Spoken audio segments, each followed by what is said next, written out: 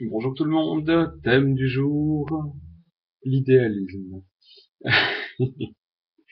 Je voudrais aborder le sujet de cette espèce de fantôme qu'on peut se créer, de,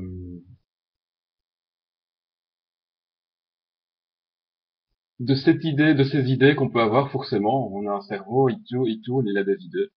Euh, et puis après, on voudrait, oui, de ces idées qui nous viennent de réflexion sur le monde qu'on voit, et puis qui tournent, parce qu'on a tendance à quand même survaloriser le mental, euh, et puis qui tournent, sans plus se référer au réel, et puis qui après veut apposer au réel veut apposer le réel ses conclusions, quoi, les conclusions de ses cogitations. Et donc des déceptions évidentes qui arrivent après. Quand on se rend compte, mais non, mais le réel, il en fait qu'à sa tête, hein, il veut pas se plier à nos petites ordonnations. Euh,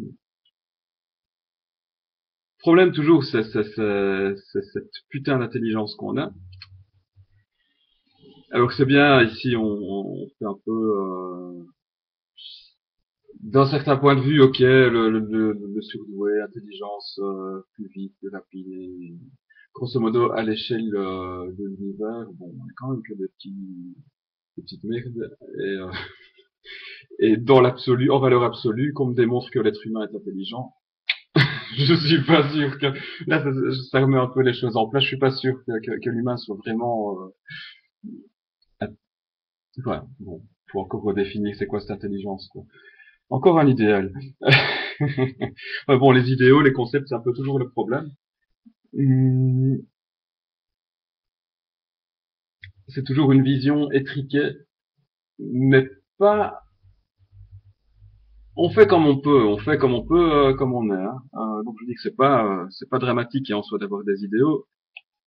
Ça, c'est pas se pervertir que d'avoir des idéaux non plus. C'est, c'est quand même une espèce d'aspiration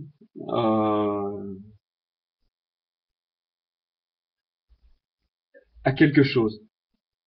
Mais l'idéal n'est pas, encore une fois, c'est pas un but. Ça demande transformation. C'est toujours, ça me ferait peur d'arriver quelque part en fait, d'avoir un but. Mais disons, l'idéal est toujours censé, ça demande transformation. Bon, en pratique, tous les idéalistes connaissent ça.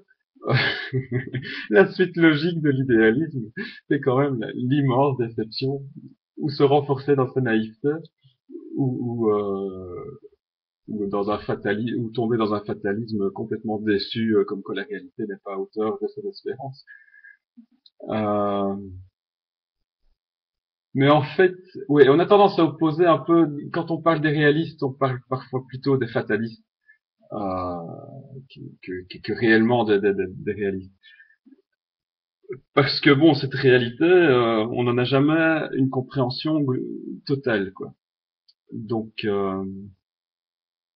non, faut aller voir un petit peu plus loin.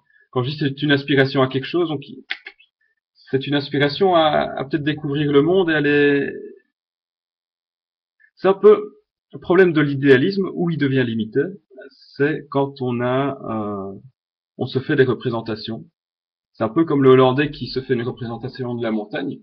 Ça monte très fort et c'est très haut en altitude et puis voilà. Et puis le Hollandais, il prend un jour sa voiture et il descend vers le sud pour trouver les montagnes. Puis à un moment, il se retrouve dans un endroit où ça monte très fort et tout, c'est magnifique. Il y a des paysages qu'il n'a jamais vus. Il est en première ou deuxième vitesse pour monter des côtes, mais hallucinantes. Et puis il descend et puis il respire un grand coup. Ah, j'y suis, j'y suis. Et puis on se rend compte qu'il est en Belgique encore. Et que pour ceux qui connaissent la géologie belge, on peut pas appeler ça montagne.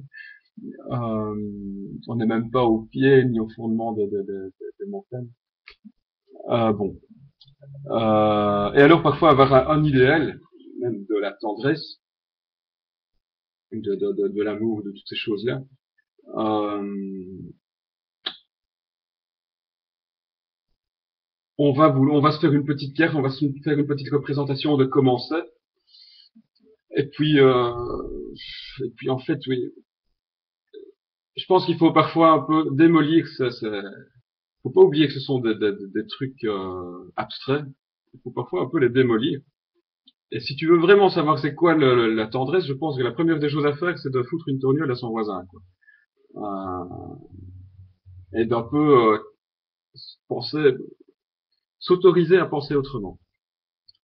Parce que bon, l'idéalisme a ce défaut euh, de- d'être un espèce de truc un peu hors du temps qui n'est pas applicable réellement. Donc c'est pas un truc concret justement. Donc il est un peu en dehors du monde. Euh, et dans cet idéalisme qui vient qu'on a imaginé, pour le réaliser, il a besoin d'être quand même.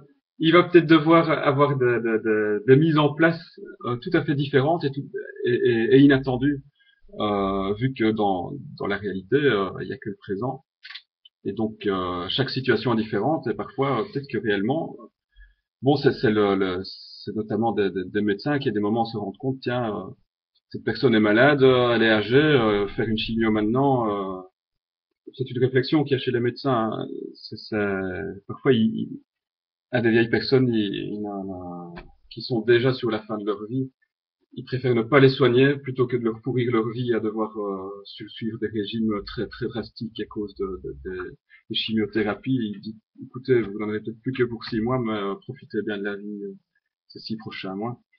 S'il y a des réflexions comme ça, on quitte l'idéalisme de pouvoir faire vivre les gens éternellement, et puis on l'adapte.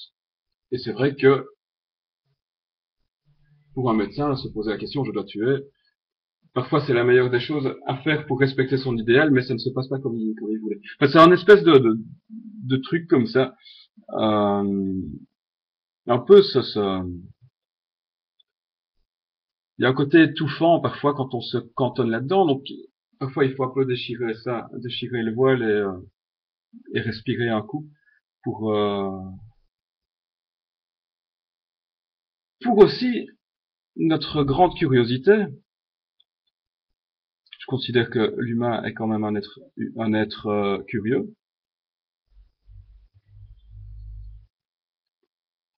Ça, c'est du dessin que ça me vient, ce passage-là. Au début, on a une idée, on a une représentation très idéale aussi du monde, et on se rend compte petit à petit, mais tiens, enfin, des proportions dans l'être humain, de comment les perspectives fonctionnent. On a une représentation comme ça très très parfaite. Ça a modifié aussi toute l'architecture, je trouve, contemporaine. Mais bon, ouais, suivant les idéaux, l'architecture évolue. Euh, et puis après, on se rend compte, mais tiens, en vrai, ça fonctionne pas comme ça. Et puis au début ça te perturbe, et puis après tu te dis oui mais attends, en fait c'est beaucoup plus jubilatoire. C'est ça le truc qui après le fatalisme, c'est beaucoup plus jubilatoire la réalité. C'est ça qu'il faut savoir. Euh, quand on commence à se rendre compte, à un moment il y a des choses, à force d'observer, on se rend compte, mais non, mais c'est beaucoup mieux d'être con et de découvrir en permanence des choses. Il y a un moment, parfois, à un moment, on se rend compte, bah, tiens, il y a un tel décalage avec le reste du monde qui n'étudie pas évidemment le même secteur que moi. Chacun dans son secteur. Tu te rends compte, il y a des trucs, tu peux pas le dessiner parce que les gens te diraient, mais tu ne sais pas dessiner, c'est pas comme ça dans la réalité.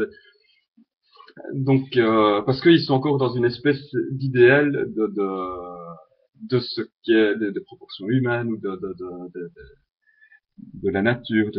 Ils se sont encore dans leur représentation. Donc, non, comme conclusion, c'est vraiment ok l'idéalisme. Ça donne une direction, ça donne enfin, il faut écouter un peu son, son sens idéal, mais il faut jamais oublier que si Je pense que le pire pour un idéal, c'est de s'accomplir. Dans le sens où, si réellement ça se passait, mais qu'est-ce qu'on se ferait chier, quoi. Dans un monde idéal, qu'est-ce qu'on se ferait chier. Dans un monde où il y aurait rien à découvrir, où il y aurait plus d'évolution, mais qu'est-ce qu'on se ferait chier, quoi. Bon, voilà. Une bonne journée. Ne vous faites pas chier aujourd'hui.